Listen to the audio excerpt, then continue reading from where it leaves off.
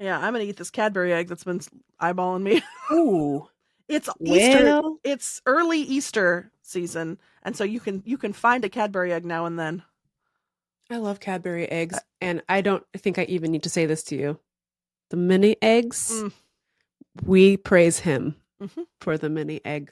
The crunchy little shell, we stand. We do. Dude, so if you go to a big enough grocery store, they will have, next to the Valentine's candy, they will have early Easter. But they didn't have the minis. They only had the maxi eggs. But I'll take a maxi egg. Don't get me wrong. That inside's crazy. It's crazy. It's crazy. I like how they were like, should we put something better in here? And they're like, no. No. Why would you do that? And now you can't. I mean, they have the caramel ones, but honestly, they're worse. I like this one. I like this one only. Classique. I like the migraine-inducing sugar yolk. Yep. That's what I like.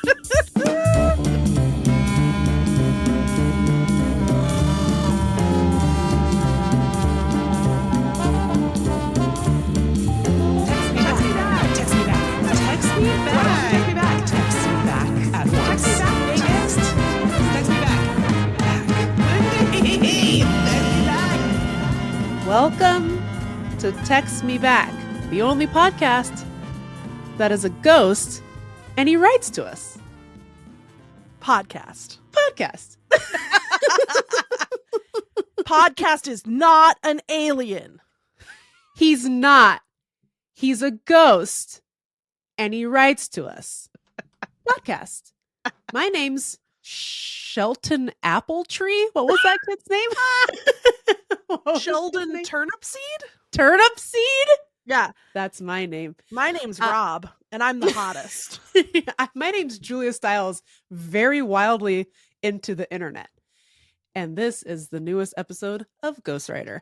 No, I'm Megan, of course. And I'm Lindy. And we're going to do another episode. But if you're listening, Rob, if you're listening to the podcast, I'm single. Call me.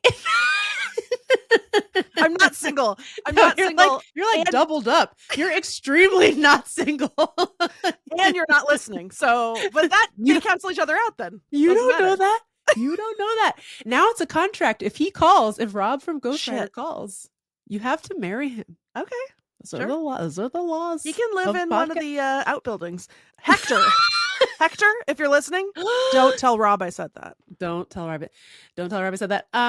Okay, well, we're going to do an episode now. I'm really sorry. It's not an episode of Ghostwriter. No, I'm and also, so sorry. If you're not the exact same age as us and the last 4 minutes was torture, we were talking about a PBS show from the 90s called Ghostwriter, which is about a bunch of kids who have a friend who's a ghost and he writes to them. I guess they solve mysteries with Ghostwriter. Yeah. Is that right? Yeah. Ghostwriter. And then there was one episode where it was discovered that Ghostwriter was the ghost of a runaway slave. Which, thanks, PBS. More power to them. Yes. I don't know Ghostwriter's gender. I don't either. We don't know. Think they probably say. I guess Sheldon Turnipseed does say he's a ghost and he writes to us, but we don't know that did Sheldon Turnipseed ask? Maybe Sheldon Turnipseed's a turf. Sorry, Sheldon. Sheldon, if you're listening, I'm sure you're not. You seem so lovely. You're so nice. I mean, Grandma Jenkins raised you right. I know. She really did. You were at the library. You were with your ghostwriter. You were having a nice time. It was not okay for us to impugn your character. Really, the moral center of the show, I would say. Truly, Sheldon yes. Turnipseed. Anyway, with that said, this is not an episode of Ghostwriter. I am so sorry. Nor is it a podcast about Ghostwriter. No. And nothing about this has anything to do with Ghostwriter. And if we still had bosses, we would be fired. Ghostwriter? Word. He's a ghost and he writes to us. Ghostwriter. He has the face of a ghost and he kills people. Ghostface killer. Anyway, none of this is about that. We're going to do a different kind of show that has segments in it. And you'll never guess what segment is making its triumphant return. You'll never That's guess. Right. Wait. Send us an email if you can guess. Yes. Actually, I think you could guess now. Now that you know the reference, you might be able to guess Send this us one. an And I will email. not accuse you of cheating. No. If you send us an email. We're going to By the way, guess how many people wrote in after last week's episode to guess what they thought the gift was? 0? One person. And she guessed something ceramic with Kevin on it, which actually is a very good guess. And that's also how I know you didn't cheat. So it was a very good guess. Thank you for writing in. You were incorrect and you did not win. Even though there was nothing to win, there was no prize. But I appreciate you not cheating. So shout out to you. And we're recording this Thursday morning, so more people might write in as they listen to the episode. More people might. Not everyone listens at midnight on Wednesday. Yeah, they do. Come on. But I think they should. Crazy. I think that you're wrong. What else are you doing at midnight on a Wednesday, on a Thursday morning? Okay, so you'll never guess. I'm waiting for the emails to roll in. That's right. It's Xmas Addendum. New gift just dropped. Stay tuned to find out what it is and who received it. So we've got that going on. And also, and furthermore, unfortunately, we will also be doing another segment, P.U.B.E. It's about politics because many bad things happen at the inauguration and afterward. We're going to have a special guest come. Yeah. And talk about it with us. We're going to go through it real quick. And then we're going to get back to the fun with, I forget. Is it a segment about how I fell down? No, it's about, and we're calling it Lindy's rebuilding year. Oh, yeah. Well, actually, it's a great, I have so many things to say. It's a great, no better way to start off my rebuilding year than falling out of the shower and hurting myself really bad. So more on that in a little bit. You won't wanna miss it. But first, I'm going to let our guest in. He's in the lobby, according to the software that we use to record this podcast. Let's let him in. You know him as our in-house private detective who solved the mystery of You're So Little, but you work in a big building. That's right. It's RAFIL. Everybody, welcome RAFIL. Yay! Welcome, RAFIL. Thanks for coming back on our beautiful show. Hi. Hi, here you are. So we've invited you today for a very special edition of a classic segment of ours, which is called Segment P.U.B.E. Segment P.U.B.E. P.U.B.E, of course, stands for People Using Bad Ethics and Systems. And we invited you here today because you have a very special connection to one of America's current top pubes. And we wanted to get some insider gossip. And you'll understand this in a second, but I'm going to say my alternate title I came up with for this segment, which is Hegment Pubes. Oh. So, Meagan, can you tell us why that's the really good alternate title that is good that I made? I don't know if I could do that, but I can explain why you said that. And people can make their own judgments about whether or not it's really good or funny. Why did I say Hegment Pubes? Well, gang, as you know, Donald Trump is the president again. So, and that what a first day he had. Several effusive Nazi salutes, although it could just be an awkward gesture, according to the ADL. We don't know. They're going to get to the bottom of it and let us know if that was anti-Semitism or not. I'll keep you posted. Anyways, in the meantime, Donald Trump has selected many ding-dongs to serve in his cabinet, including one Mr. Peter Hegseth, who was previously known as a morning show TV host. And now he has been nominated to run the United States military as the Secretary of Defense, even though during his confirmation hearings, he didn't seem to know where any countries were or what the army is, what his own name is. RAFIL, you have a connection to Peter Hegseth, which is why we have brought you here today. Would you like to tell our listeners what you know about pending Secretary of Defense nominee and former Fox and Friends morning show host and alleged alcoholic and subject of loathing by his own mother, Peter Hegseth? So I am no Pete Hegseth expert, but I am the closest thing you know to a Pete Hegseth expert. That's true. That's true. Pete Hegseth and I were in the same class in college, and he was a bit of a big man on campus, and he was already kind of a nightmare. And because this kind of thing was funny back then, along with a friend, I started a dueling society.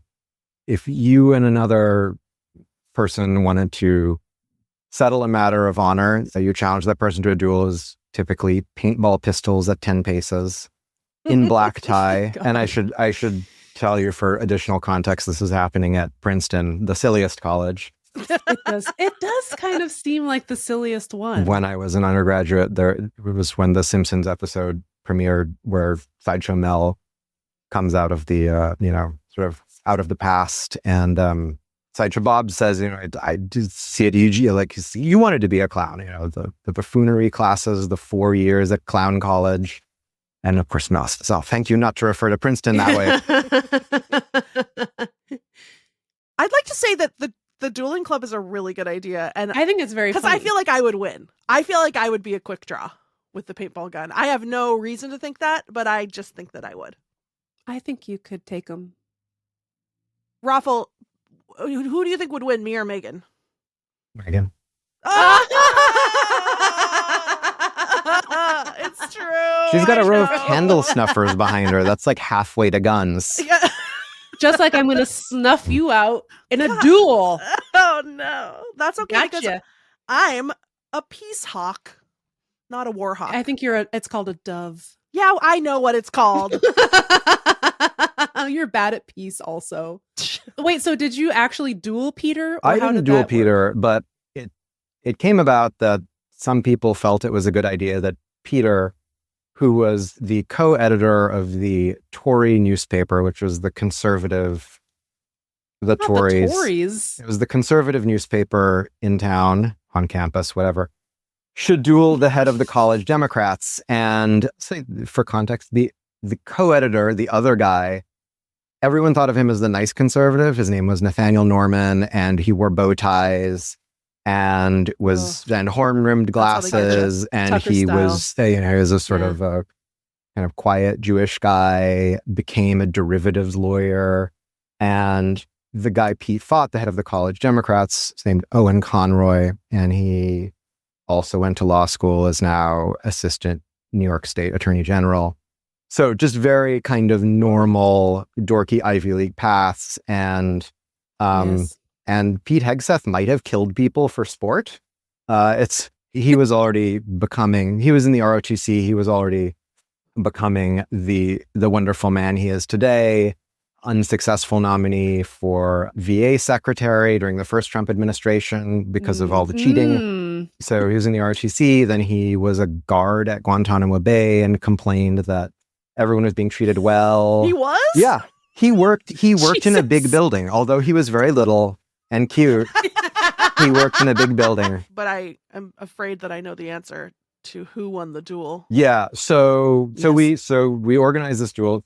Pete had to become a member of the dueling society and become paid up, I believe. Oh, Christ. Was there a hazing ritual? Oh, but there should have been. I mean, we had paintball guns that we rarely used, it seems like. But to carry the imprimatur of the duel club, he had to pay dues. Yeah.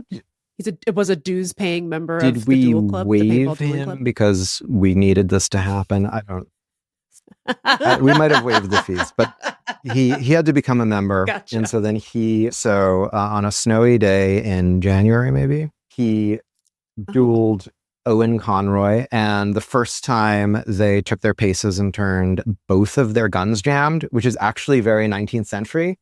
I feel like at that point, your seconds can say, okay, you were ready to do it, but honor has been satisfied.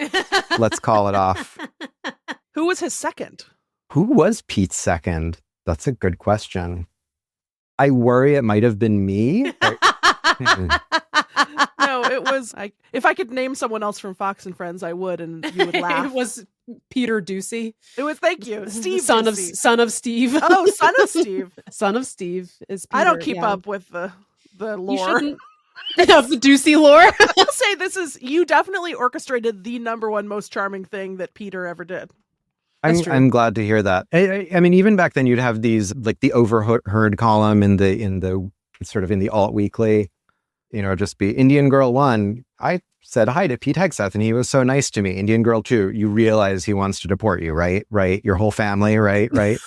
So God. even then, they just knew that's what he was gunning to be. It was that sort of person. yes. Okay, if we were in a vacuum, can you imagine how excited he must be? Like if none of that his meant dream anything, came true. Yeah, his dream is coming true so And he's gotten most. better looking with each passing year, which is You think? kind of unfortunate. Yeah. Do you think Pete's been looks maxing? I mean, he has a front facing job on Fox and Friends, probably. Megan, do you know about looks maxing? Are you guys just talking about plastic surgery? No, or- it's like what the incels talk about. It's how like if you want to not be an incel anymore, you got to do looks maxing, which is where you do stuff like jaw exercises to make your jaw line look more better. Like a Chad. To look like a Chad, and you have to like get a good haircut, and you have to like Vulcan cut. you've got a Vulcan cut, and Mm-hmm. Nice. so I guess that's true. I guess every celebrity is looks maxing to some degree. I guess so. So then did they do They the did the duel duel. again? They After did the the guns duel, jammed? and Yeah. I mean, Pete knew how to handle firearms, and so but I feel this was kind of cheating. Instead of doing the sort of the slow draw to vertical, he just spun around and got in a little stance and went kerpow, kerpow, which that's basically like the like cup and saucer technique, which the army hasn't taught since the Second World War, Korea. So I'm not sure why he did that, but So on top of everything else, he's a World I War should have II told guy. on him to ROTC. Yeah. Yeah, and so he shot the Democrat in the penis. In the And- penis? In his penis? Why did he do that? On purpose. It's the mark of cuckery. No, Mm. Ruffle, do you think this is a metaphor for the future for the next 4 years? The Democrats going to pretend like we can duel with MAGA, but really we don't know what we're doing, and they're going to use Get a shot World in War the dick. they're going to use a World War II stance to shoot us in the dick, but not the World War II stance you think. Not from the side that you thought we were on. I'll buy that. That's like The other the one. refreshed version of always bring a knife to a gunfight, which people have said about the Dems since the 90s at least. Yeah. Can I zoom out and ask what is the Secretary of Defense? Well, it used to be the Secretary of War, and then that sounded too aggressive. Too aggressive. It's they're like probably gonna It change sounds it back. better, you have to admit. they might. Oh my god. So what does he do though? He decides if we do a war? What does he do day to day? Well, Congress has to authorize military force. It's called an AUMF. But sometimes the president just keeps doing war under them, even though the AUMF has expired. I love to laugh. But I guess the Secretary of Defense does like strategy for the armed forces. But there's also just a lot of bureaucracy involved in being the head of the entire military, like making sure that there isn't rampant sexual assault in your ranks, or making sure that Or drunkenness. or drunkenness or infidelity. Actually, I guess the army still cares about that, or the military still cares about those sorts of things. Making sure that your force is on their best behavior and What about- as lethal as possible in the whole world. What about dueling? Do you think I think he could bring that back. Yeah, he if could bring that wanted back to. as a way to resolve conflicts? Yeah. Because I that think might be, that actually would be better than the alternative in many ways. So, if he did that, would you feel a little bit responsible? Like you were I mean, if were- it weren't fatal, were it's his pretty muse. good alternative dispute resolution tactic. well, why not do it with the paintball guns? Yeah. Or just an arrow. Mm. With modern medicine, I feel like an arrow is rarely fatal. One thing that I complained to Lindy about was that I was in Japan for most of November, and this allowed me to avoid the daily bad vibes here. But then I just couldn't get away from Pete because he was on Japanese TV often, and I would just be walking to the hot springs, and Pete would be there. Kerpow, kerpow. What? And I was getting lots of sad donation requests and things like that. And then one of them was just, dear Mr. Krolls, Pete Hegseth, maybe the next Secretary of Defense. And I was, don't ask for my money. And then 2 days later, I was going through and deleting messages, and I saw that this message went on. It was from a reporter at the New York Times. Oh, who was asking about the Dueling Society and things like that. And the last time I got a cold email from the New York Times was also about the Dueling Society back when it was created. But we couldn't get back to them then because I had fallen out with the co-founder of the society, and we couldn't settle it through dueling. So he just wasn't talking to me. Why? Are you concerned about retaliation? Because we could alter your voice and anonymize change your you. name. Yeah. We can I am not concerned about retaliation because if Pete has a problem, there's a good way to settle this. paintballs. Do you feel like you'd do better than Owen, or would you meet the same fate? I would do much better than Owen, but that's because I have enough firearms training that, Well, In okay. your face, New York Attorney General Owen Conroy. fair I mean, fight. Pete has way more, but not with paintball guns, only with actual killing people guns in the field. So Well, if you're listening, Pete, don't reach out. We Offer don't want to. stands. We don't want to No, talk don't. to you. Please. Oh my God, you're so unsettling. I don't want you to know I exist. I hope you fall down a well.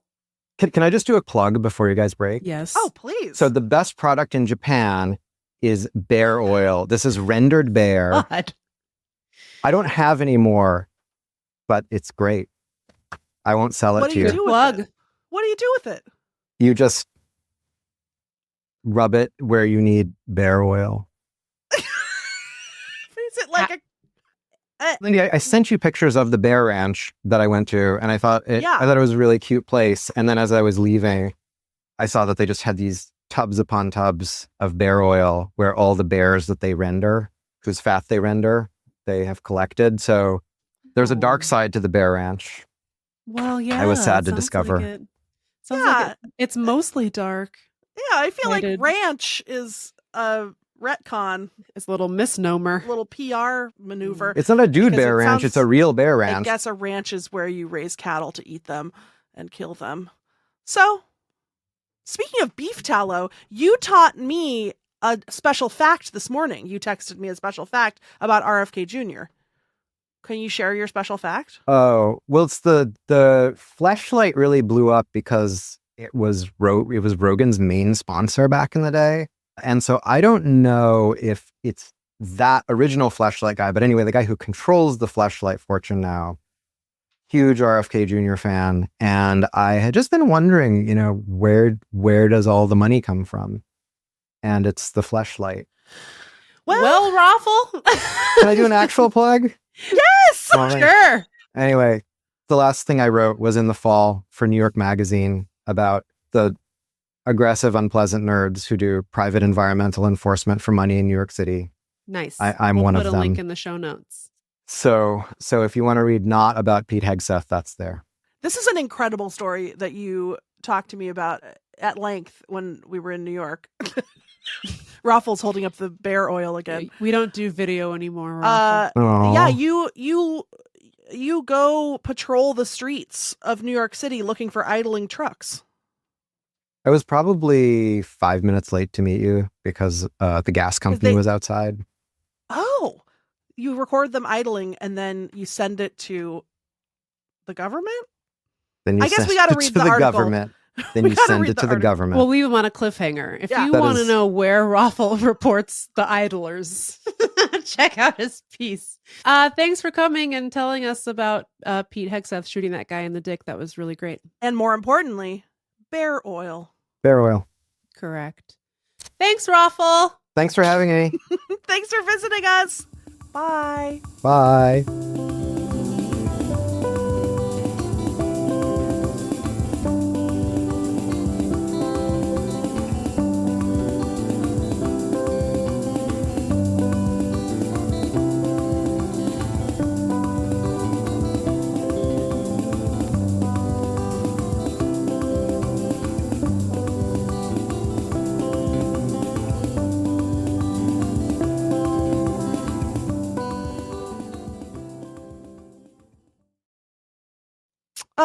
Thanks, RAFIL. Wow, RAFIL, what a king. Hegment pubes, what a segment. I don't know about that. I don't like that. Can I tell you something really quick? When I was in New York in January and I hung out with RAFIL, I guess it's still January. I had dinner with RAFIL a couple weeks ago in New York City, and it was at this ramen restaurant, and I got there early, and they seated me in truly the most nightmarish chair that I could imagine, which was a tall chair with very narrow arms. Ooh. And it was like it had like a rocking sort of function. So like you couldn't scooch it. So I had to like wedge myself into it, and then I couldn't lean forward. Like I had to move pull the table to me. It was really bad, like very uncomfortable, very embarrassing. Who would invent such a chair? Right? It was not a good chair for, yes, I think so. I think it was Satan's ramen restaurant. That's what it was called, actually. Satan's ramen restaurant. So that's interesting. Huh. But so I'm waiting for RAFIL, and I'm just sitting there on my phone, and like I didn't say anything. It seemed like most of the tables were high tops in this restaurant, so I was like, and it was really busy. And like New York is kind of scary. Like I don't want to bother the New York restaurant hostess and be like, can you? She's like, I've waited on Robert De Niro. Exactly. He loved climbing up on that stupid chair. He loved to rock ever so. So I'm sitting there waiting for RAFIL. I'm looking at my phone. And then a waitress comes up, and I had already ordered some apps and a Coca-Cola, delicious American Coca-Cola. And this waitress comes up, and she was like, excuse me, I am moving you to a different table. And I was like, yes. She was like, I'm going to reseat you. And I was like, oh, okay. She was like, is that okay? I was like, yeah. Can I ask why you're moving me? And she was like, I don't want to be offensive, but I just want you to be comfortable. And I was like, none taken. That's exactly what I want to hear. Thank you, ma'am. No one has ever noticed that my ass was uncomfortable in a chair in a restaurant and offered to move me. Well, that's the opposite of segment pubes. That's segment pouget. People using good ethics and systems, and we don't have a song for that. Congrats to her, our perhaps first ever winner of the segment pouget designation, King Puge. That's what she did. She was so nervous, like she thought she was going to offend me. And well, yeah, like, I can see from her perspective if she was like, I guess I have to. Hey, girl, I noticed your ass, and I don't think it fits there. You want to move? You know, I can see where she's coming from, but how nice. Yeah. Good for her. Normalize that. And I was so excited. Yeah. And it was just, it felt like, I feel like as a fat person, it's very rare that empathy is done to you. You know?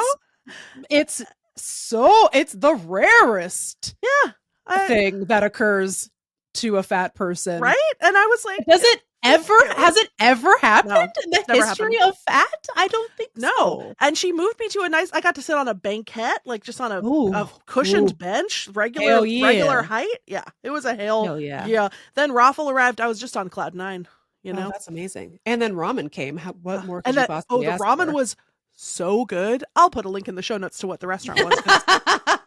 That sounds it was honestly like maybe the best ramen I've ever had in my life. And I love that. Not only because of being on cloud 9 due to the empathy. Megan, because of the noodles. It was also because of the noodles. Should we talk a little bit more about politics so that it's not only Hegment pubes? But I was like, oh, this is so nice. Now we're talking about segment puge, which is so much nicer than segment pubes. Segment pubes. This week is so fucking crazy. It's so crazy. I know. Can I say something? Yes. And normally I'm not the person that has anything to say during Politics Power Minute, but I want to say, like, as a member of the media emeritus, yes, and a person who I think deeply fell into this trap last time, although arguably the circumstances were different, we don't have to engage with every executive order. We don't have to contribute to the panic. We don't, like, until something is, like, enshrined into law and until things are actually happening, they do so much dazzle camouflage to try to freak you out and get you to panic. It really is like, it's very much like a shock and awe type of thing where they just try to overwhelm you with as much insane shit as possible. And then when you're kind of like focused on something else, and this is not to make light of the executive orders that he signed, they're all very evil. Totally. Or And anything like that, but definitely express ideology and intent. Like that's real for sure. For sure.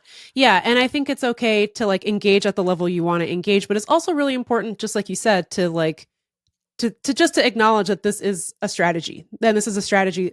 This is a play that they ran last time too. Yeah. Was just like overwhelm the American people with so much shit that it's hard to pay attention when something is like actionably happening, like something is actually being implemented and moving forward. And I'm a little bit torn too, because I'm somebody who really has absolutely no faith that the Supreme Court's ever going to do the right thing.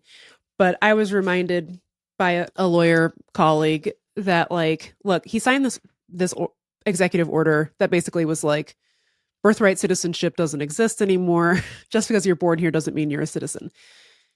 In real life and how things are supposed to happen, that's not how this works. Right. You can't overturn a constitutional amendment because it's very clear that I can grab my little pocket constitution right now if you want me to. The 14th Amendment is not mysterious about this. Right. If you're born here, you're from here. It's not a mystery. Right. So it's really important to just move ahead with that as the truth. If that ends up changing, it's not because the president is allowed to do that. It's because the Supreme Court did something evil and wrong. Right. It doesn't mean that it was ever constitutional for the president to try to overturn the 14th Amendment through an executive action. That's not how we do it. Right. That's never how we've done it. So if that does take hold, it's because something else has gone wrong, but it's not because we don't need to. That hasn't happened yet. That hasn't happened yet. So we don't need to like in advance be like, oh, we're fucked. And that's something I do all the time because I don't trust those hoes at all. And I know that there are 2 votes for sure on the Supreme Court who would find that getting rid of birthright citizenship is fine, but that's just 2. That's not 5. So it's really important to just like keep that in mind that like don't give up before we've gotten to the point where the Supreme Court is doing something unconstitutional and unlawful and wrong. Right. We're not at that point yet. It's good to be aware of what they're capable of, but you don't need to like give up. We've talked about this before. Like make them do the work. Don't do the work for them by make them say it. Make them say that's okay. Like make the Supreme Court be the ones to make that justification. We don't need to write the brief for them. Right. Because there's this impulse when something that scary comes out and then the media whose job it is to like sell ads essentially and get people to click on stuff is like, you're going to be kicked out of the country tomorrow. You'll see a lot of articles being like, it's unclear if the Supreme Court will find in Trump's favor. It's like, that's not how you should write the story. The story is birthright citizenship is provided by the Constitution. It's guaranteed by the 14th Amendment of the Constitution. Right. It would be actually literally insane if the Supreme Court says that that's not true. Right. So let them say it if that's what they're going to say. Right. And like, now we'll all know that that's crazy. Part of how Trump operates is through these kind of little magic tricks where he just says something and then everyone on both sides just falls in line as though that's true. And you don't have to help him do the magic trick. You don't. I feel like the TikTok thing is a really good example of this, actually. And I wrote about this in Swamp Person. Check it out. So I won't like re-say everything that I already wrote, but the TikTok thing is a really good example of it. Because just over the last like week or so, it was like TikTok got banned for like 5 hours. And then it came back. And both times when they took it offline, there was a big sign that said, sorry, no more TikTok, but we're working with President Trump to bring back service as soon as possible. Clearly, some behind the scenes conversations were going on between the CEO and Trump and his team. And then they brought it back on. Like, I don't even know if it was 5 hours. It could have been like an hour. I don't know. It was really not that long of a period of time. But it was basically restored same day with a new little pop-up that says, thank you, President Trump, for bringing back TikTok. So he got handed this victory. But that's not what happened. What happened was in 2020, Trump tried to ban TikTok with an executive order. And then what happened was just what you said. Both sides were like, okay, we can work together to ban TikTok. That's where that whole legislative process where they passed that bipartisan bill to ban TikTok, which was signed by Joe Biden. That's how that came about, because Democrats were like, oh, this could be something we could work with him on. Oh, we could do this, And Republicans, just wanting to make daddy happy, were like, yes, leader, we will ban TikTok because of China. So because of these like, I'm frankly just like racists or like anti-China sentiment. You know, it's like they just use China as like a bogeyman for all this stuff. Yeah. That's why Republicans care about this stuff. Then they pass a law. Joe Biden signs it into law. Guess what? Trump is like, why would they ban TikTok? Everyone's using TikTok. The youth love TikTok. That's all they use. And he gets now to be the savior to bring it back. That's what happens when you fall for his shit. He shoots a paintball gun into your dick every fucking time. Yeah. And they fall for it over and over and over again. Yeah. That's not what he's about. He's not about getting stuff done. He's about hurting people and trolling. That's all he wants to do. Yeah. He's just like, is a TV star at the end of the day. He just wants attention. And it's like, don't do that. Right. Stop doing that. Because it's so psycho. I feel like when they overturned Roe, Yeah. the whole country was like, abortion's illegal now. Yes. Which is like, that's not true. Yeah. Not. Make them do the work of banning it state by state if they want to do it or whatever. I think we probably should do the second Trump term maybe a little smarter. Maybe a little bit smarter. Yeah. I think what's really interesting about that too is like, I've seen this polling myself, is that they didn't even do a very good job of explaining what happened, like who was the person responsible for overturning Roe v. Wade. Like there are people out there in this country of ours who believe that Joe Biden is responsible Right. for overturning Roe v. Wade because it happened during his presidency. People are not making the connection between Trump, the Supreme Court justices, and that decision, which I get that's a lot of steps. I'm genuinely not trying to be a dick about it. That's a lot for the average person to understand. But your job is to explain it, how this happened. Trump promised he was going to do it. He put the people in place to do it, and they did it. Instead, a lot of people, more than you would want, walked away from that thinking that not only was Joe Biden responsible, but that Joe Biden had like magical powers to restore Roe, and he just didn't. Yeah. That he and Kamala Harris could have just magically restored abortion rights, but they just didn't do it. And that's just like not how any of this works. Right. And you're right. Like a lot of people don't even read past the headline, which is why it's better to share like practical advice and stuff. It's not as helpful to share sort of incendiary headlines that don't really tell you what you need to know. You know? That's how I'm feeling right now. That's how I'm feeling right now too. This week has been crazy, speaking of headlines, because I just feel like this is like the classic Trump admin honky tonk where they do something obvious. It's obvious to fucking everybody. And then the media is like, well, who could say what happened? And I just feel like that Elon Hitler salute was just so psycho. And then you have, I think both the Washington Post and New York Times running headlines along the lines of Elon makes awkward gesture Elon or makes sparks controversy or raises ire online with gesture. It's like it was gesture. He did it 2 times. So effusive, by the way. Really pumped to do it. He has not since denied having the meaning behind the symbol. He is a Nazi. It's not a question. He is exactly who you think he is, which is one of these little boys who loves to troll. Yeah. And like, that doesn't mean that he's not a Nazi. Yeah. I mean, also, we don't even need to say Nazi. He's from apartheid South Africa. Like, he is like, what, a white guy, just like you would think. Yeah. But like, he's trying, I guarantee you that he anticipated exactly this response. This is the point. And I just don't know why we would ever play by some old rules where it's like, well, we should be fair and balanced or whatever. We should hear like who is saying that it's the Nazi salute and who's saying that it isn't. By the way, you know who is saying it was a Nazi salute? Nazis. Right. On Twitter are all saying, whoa, he did it. He did a Nazi salute. Yep. Shout out to him. I think that's enough for me. Right. To make my judgment. It's like, even if he somewhere in his little brain thinks he's just triggering the libs to cause chaos, wanting to trigger the libs and cause chaos is still a Nazi move because you're doing it in service of the neo-Confederate Nazi American. Yes. Yeah. I saw this TikTok that was just like, okay, it wasn't a Hitler salute. Then go ahead and do it. You do it. You do it. If you're going to sit there and act like that's just an awkward gesture, you make that gesture then. You do it with your arm. You take your arm and you make it. And tell me how that makes you feel. Does it make you feel like you're just oopsie daisy?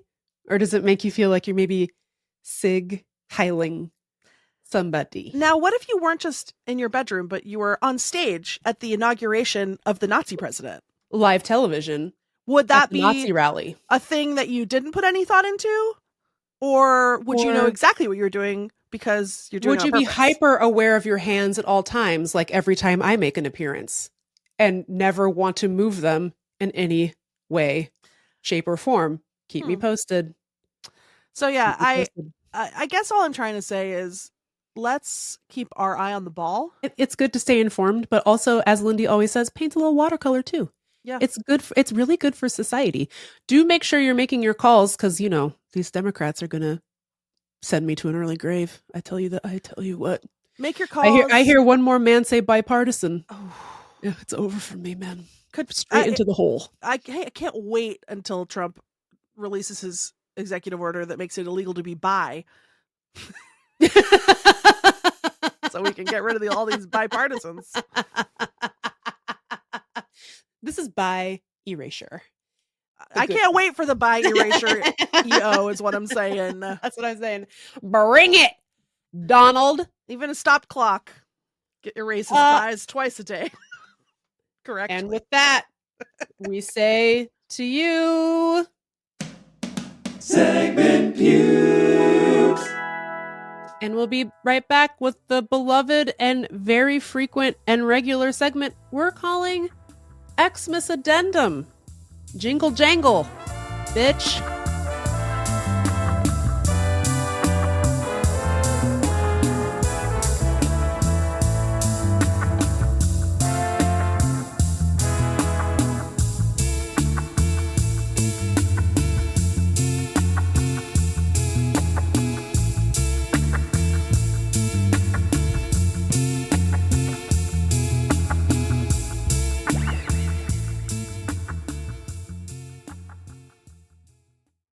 Who's that clippy clopping on the house?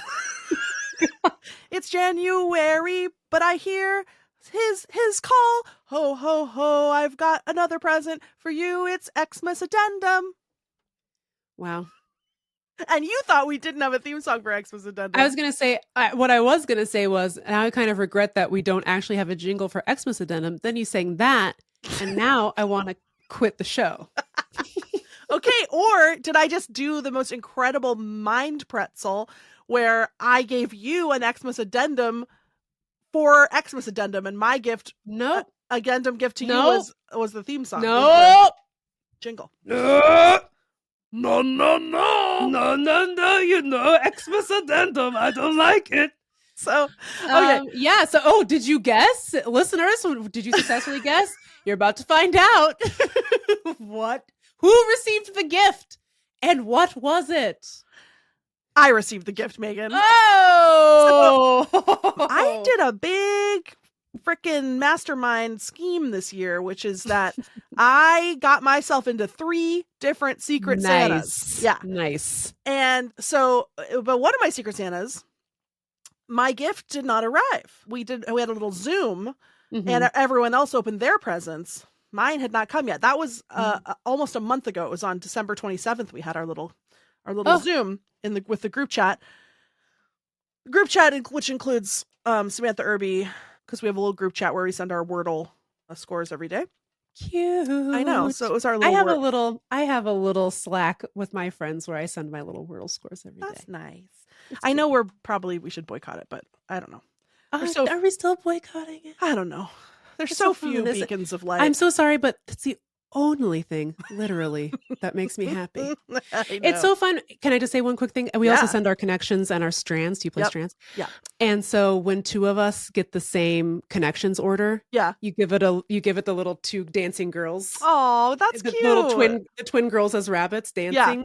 That's the emoji that you add to show that you were twins, connections twinsies. Yeah. Literally the only thing that makes me happy. Yeah. It's like this and the podcast and maybe Kevin 50% of the time.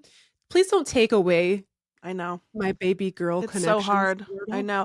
I like the other thing that is really exciting is when someone gets Wordle in 2 and then You get to hit it with the exclamation point. And I then have a friend who got it in one once, and That's I was like, crazy. "Whoa!" It blew my mind. I was freaking out. You know, I came crazy. close once. Did you? Because What'd I you used to do the same starting word every day, which was horse. Oh. And then one day I didn't do horse. I did some other word, and it was fucking horse. Oh, no, stop it. Yeah. I hate that. I know. I hate that. So we did a little Wordle Secret Santa, but my gift had not come yet. My gift, I found out at the Zoom that it was from Sam. I opted not to be told what it was. She told everyone else while I closed my ears. I watched everyone laugh and scream. So the anticipation was big. I had kind of given up hope because I was like, and I was like, I don't want to make Sam feel bad. Well, it was like she had ordered it from a website that was sending it. So like it wasn't, I see. She wasn't mailing it. It was sort of just lost in the ether somewhere. I opened up my mailbox yesterday. Is there anything quite like forgetting that you have something coming your way and then it arrives? Oh, amazing. Oh, I was like, for a package for me. And I looked at the return address and I was like, I don't even recognize this company. What did I order? It's a big soft package in like a plastic wrap. I opened this up. This is a jacket. Like a varsity jacket. Like a varsity jacket. Yeah. Yeah. It's got stripes at the cuffs, like black and white striped cuffs. It's got snaps down the front. But the print of this jacket, it says, "They're not ready."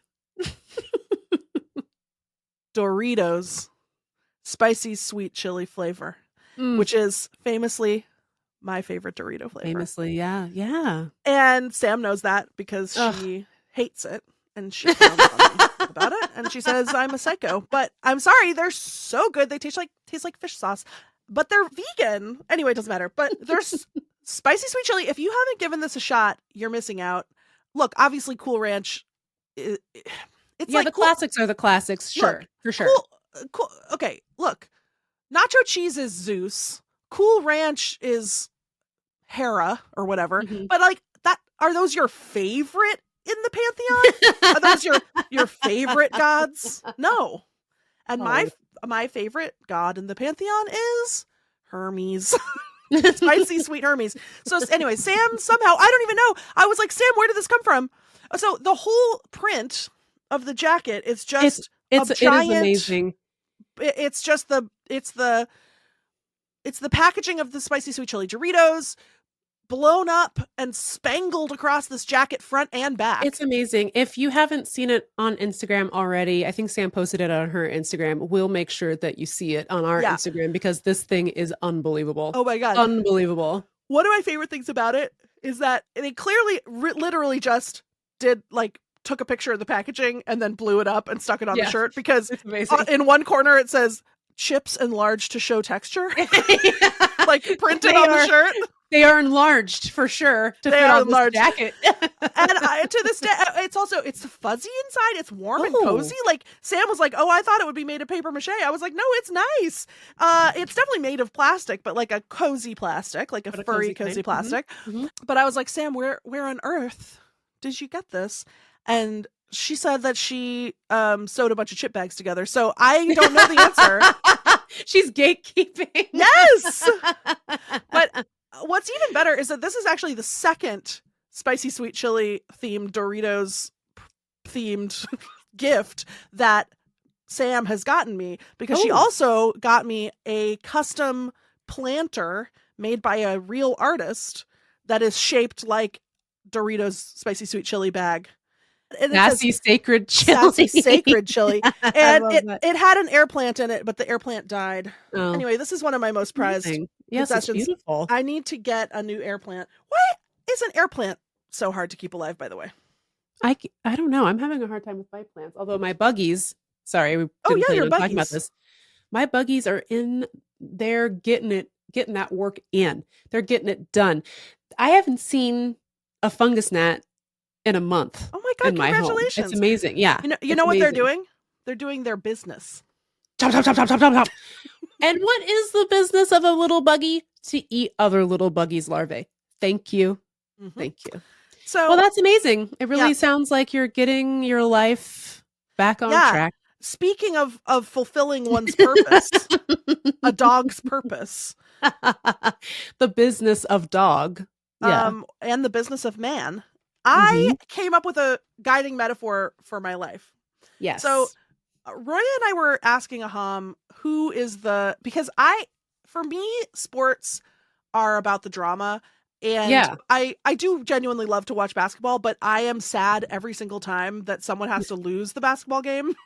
It is really sad. Like, I'm glad I always feel oddly invested. Like, I'll just pick somebody off the cuff because I don't have a team to root for anymore. So I'll be like, I don't know, Timberwolves, I guess. And then when they lose, I'm like, what? Why?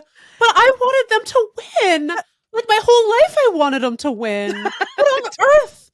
Why would God let this happen? And like sometimes they cry. Yes. Like, so Roy and I were quizzing Aham because I think she feels the same way. Like, we just want everyone to be happy. And so we were like, Aham, who's the lowest ranked team in the NBA this year? Like, who's like the number one underdog that we should be feeling the most sorry for? And he was like, I'm not sure. I think it might be Utah Jazz or something. And we were like, oh no, why are they doing so bad? Why? What's happening? Do they need help? What's going on? God. And he was like, and he said, well, it's okay. It's a rebuilding year for them. Because this is a thing that teams do when they decide that, because they'll be, all of these teams, they're built around a couple of central players or sometimes one big player. And then they sort of fill all the other spots on the team with people who will be complementary to that person's play style or whatever. This is the stuff that I don't care about. I like who's best friends. No drama involved in any of this. No. But although it does create drama. It does create drama because sometimes they have to get rid of a fan fave. Yes. Make space for a guy that will be better for their big star that they drafted or whatever. And that can be very sad. Exactly. Yeah. So they will trade people away when they don't want to be traded. It's very sad, and the fans don't want them to be traded, and sometimes their best friend is on that team that they played AAU with, and then now they are not together anymore. And like, it's like really sad until you remember that all of these people are millionaires who could just go see their friend anytime. It's a little bit more sad in football because not every football player is a millionaire. Their union is really bad. Right. And so it's like, oh no, you're sending him away from his friend and he only has $80,000. That's not so fair. Sad. His knee don't work and he only has $5. He has to drive an old Chevy Tahoe. Why are you doing this? Why? Anyway. So sometimes they'll like trade away their central player for like 12 draft picks or whatever, and then it's a rebuilding year where they're like figuring out what the team is going to be, and they're like doing trades and whatever. And I was like, that's me. That's what I'm doing. I'm in a rebuilding year because I've been feeling like a depressed failure. And then I was like, no.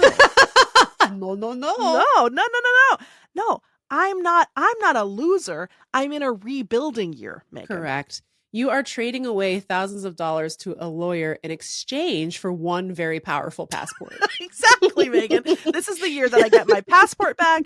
This is the year that I that's the only thing that I can think of.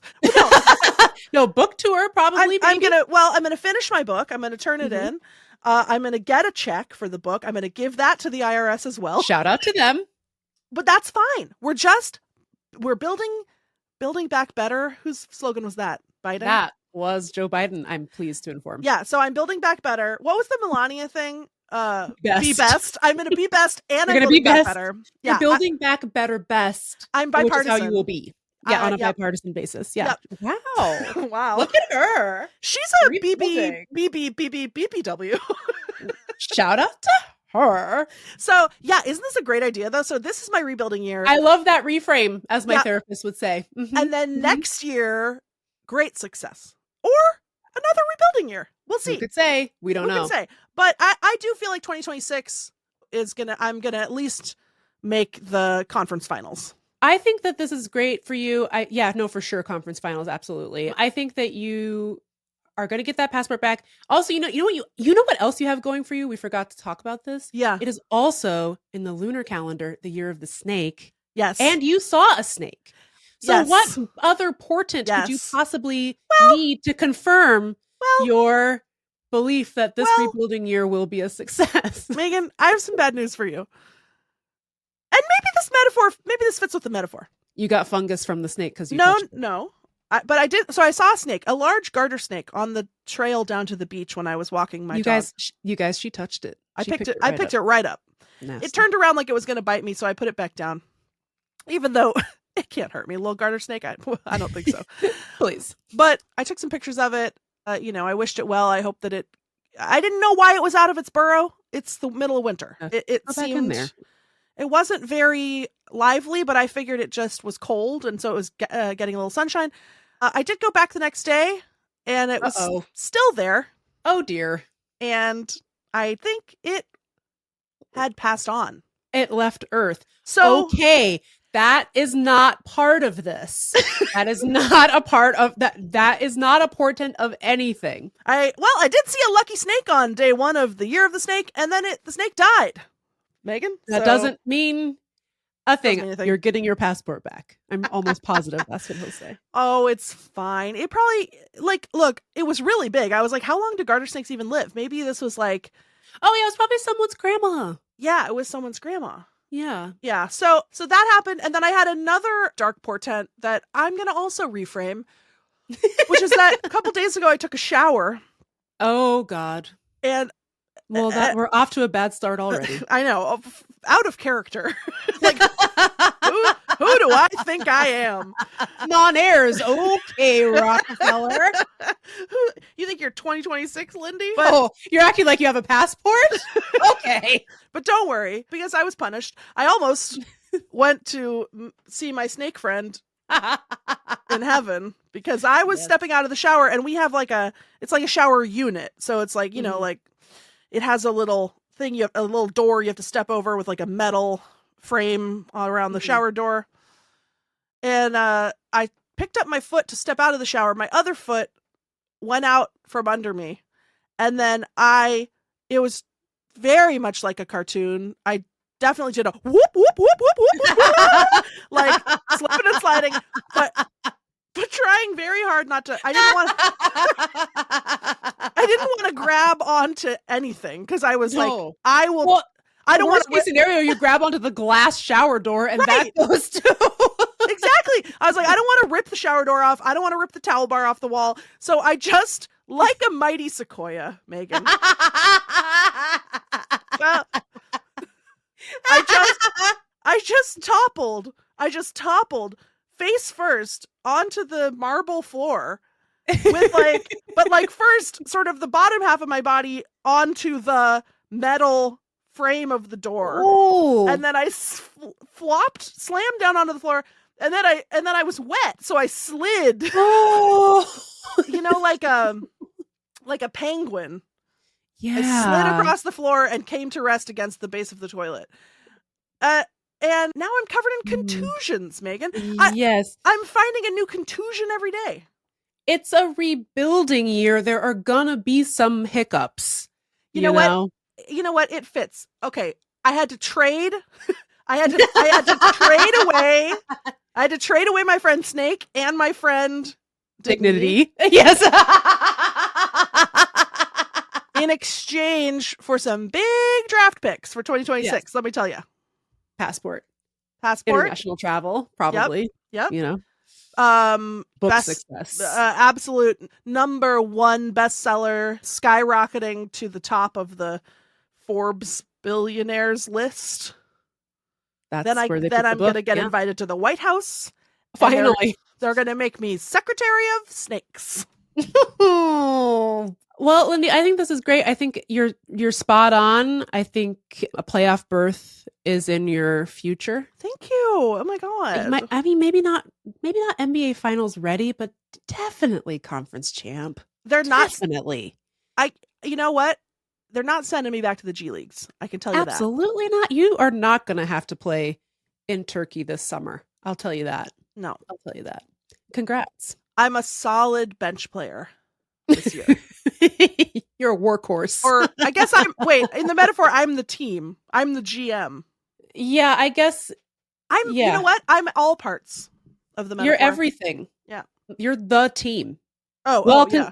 Congrats, Lindy. I feel good about this. Thank you. And I look forward to the very large championship ring you will be wielding on this podcast in like 2 short years. Thank you. And just want to announce that my pseudonym for my rebuilding year, my nom de rebuilding year, in the honor of Year of the Snake, will be Damien Lizard.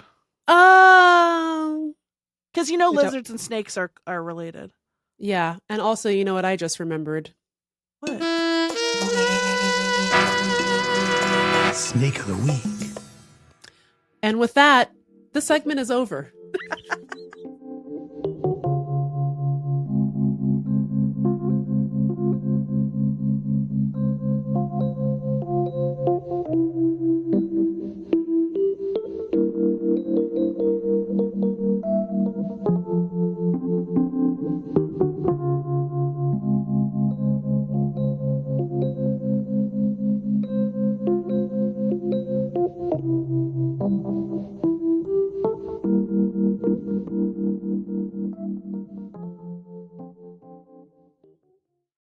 I'm gonna eat this Cadbury egg that's been eyeballing me. Ooh. It's Easter. Well. It's early Easter season, and so you can find a Cadbury egg now and then. I love Cadbury eggs, and I don't think I even need to say this to you. The mini eggs, we praise him for the mini egg. The crunchy little shell, we stand. We do. Dude, so if you go to a big enough grocery store, they will have, next to the Valentine's candy, they will have pre-early Easter. But they didn't have the minis. They only had the maxi eggs. But I'll take a maxi egg. Don't get me wrong. That inside's crazy. It's crazy. It's crazy. I like how they were like, should we put something better in here? And they're like, no. No. Why would you do that? And now you can't. I mean, they have the caramel ones, but honestly, they're worse. I don't like the caramel I like ones. this one. I like this one only. I like Classique. the migraine-inducing sugar yolk. Yep. That's what I like. Well, Lindy. Well, Meagan. Oh, she nailed it. Northwest Girls Choir siren. The episode's over. Goodbye. Goodbye.